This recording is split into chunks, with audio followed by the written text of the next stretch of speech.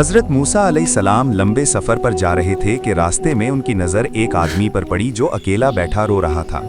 उसी वक्त एक खूबसूरत परिंदा आया जिसकी चोंच में अंगूर थे। परिंदे ने अंगूर उस आदमी के सामने रखे और उड़ गया। हज़रत मूसा अलैहिस्सलाम पास गए और पूछा, तुम कौन हो और क्यों रो रहे हो?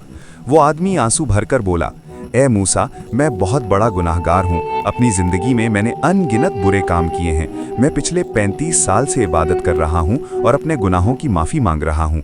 आप अल्लाह ताला से पूछें कि क्या मेरी तौबा कबूल हुई है।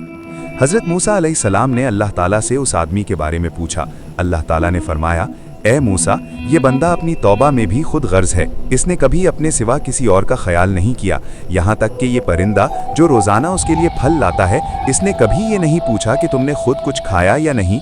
इसी वजह से उसकी तौबा कबूल नहीं हुई। जब हज़रत मूसा अलैहिस्सलाम ने ये पैगाम उस आदमी को सुनाया तो उसने कहा, ए मूसा, अल्लाह से ये भी पूछें कि जो 35 साल मैंने इबादत की है उसका कोई सिला मिलेगा। अल्लाह ताला का हुक्म हुआ, इससे कह दो कि उसे दुआ करने का हक दिया जाता है, लेकिन माफ़ी के अलावा कुछ भी मांग सकता है। हज़रत मूसा अलैहिस्सलाम ने ये बात उस आदमी को बताई। वो कुछ देर सोच में रहा, फिर बोला, ए मूसा, अल्लाह ताला से कहो कि मुझे इतना बड़ा कर दे कि जब मैं जहन्नुम में जाऊं तो इतनी जगह घेर लूं कि किसी और के लिए वहां जगह न बचे।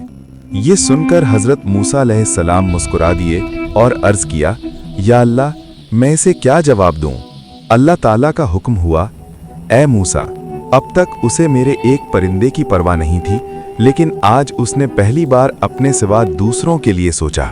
उसे कहो कि मैंने उसके तमाम गुनाह मुआफ़ कर दिए हैं। सबक: अगर दिल साफ हो और नीयत सच्ची हो तो अल्लाह की रहमत और मुआफ़ी हर वक्त बंदों के लिए खुली है। लिहाजा इंसान को अपने अल्फाज और आमाल का ख्याल बेहतर तरीके से रखना चाहिए, क्योंकि यही उसकी ज़िंदगी को बेहतर बनाता है।